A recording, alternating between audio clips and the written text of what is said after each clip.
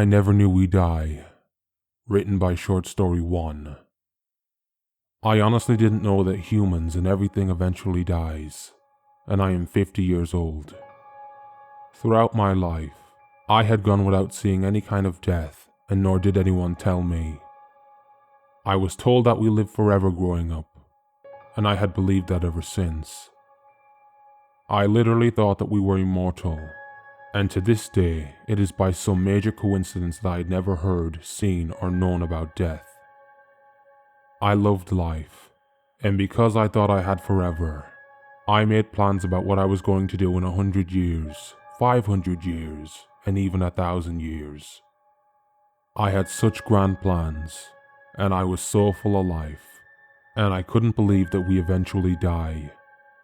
And that initial existential crisis set in straight away.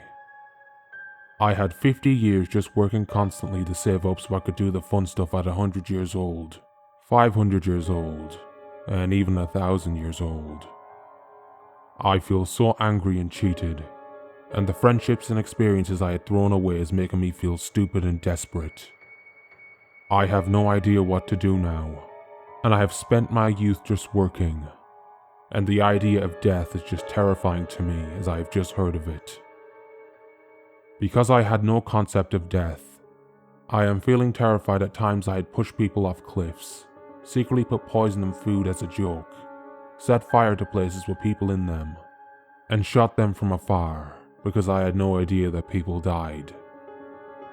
The amount of people I had killed is now creeping up on me, and I hate it now that I have found out that we humans and everything in general dies after some time. I found out when I was staying at a hotel and overhearing a conversation between two receptionists.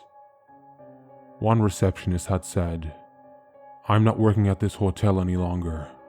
It will be the death of me.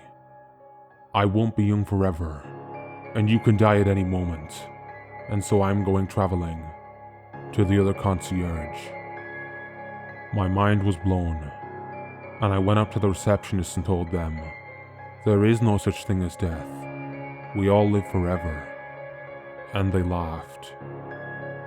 In disbelief, they eventually realized that I didn't know that we all die.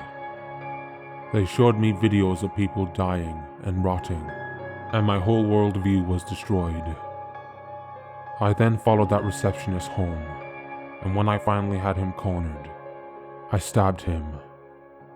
I wanted to see if he was telling the truth, and to my dismay, he was. I watched him die, and I couldn't believe it. My plans of what I wanted to do in 100 years, 500 years, and 1,000 years, all gone in an instant. They escaped. This is my final entry, written by Weird Name 12. They escaped. I don't know how, but they got out. There was a breach in security and I booked it. I abandoned my colleagues and the rest of the security team. I was sure they could contain them. I was wrong. Very wrong. I know you're confused, and I'll try to explain, but it's hard. A lot has happened. I never learned their names. Why would I? I was told that I was only there to respond if they escaped, but we were told it was a guarantee that they wouldn't. Now they have, and I ran away. I didn't want to die. I ran, I left everyone behind. God, it's my fault. They're all dead now and they're not coming back. I left them all to die. It's my fault. They, the creatures for those wondering. No, they're not bipedal, they're quadrupeds. I don't know a lot about them, but I know they can mimic voices and use humans to reproduce. However, having to remember these creatures makes me think of what they might have done to my colleagues, but not me. I ran to my car and booked it home. I slept that night. Thought I'd get a call in the morning that the situation was under control and I'd no longer be employed. No call came. Instead, I was awoken by the scream of my neighbors. Later, I heard scratching at my front door and the neighbor's voice. "Let me in." It didn't sound human. It only used their voice. It quickly learned how to mimic better, though. I'm assuming a newborn was at the door. I opened the door and swung a bat straight down. I missed. Somehow I missed. Immediately, I got back and slammed the door. I wasn't speaking anymore. It was ramming against the door. I was panicking. I grabbed my wife and daughter. I got them in a room and I locked it. I thought we could hide, but they have an acute sense of smell. Soon they were ramming the bedroom door. I could only scream. My wife and daughter cried and I felt helpless. I didn't have a way out. Then I had an idea.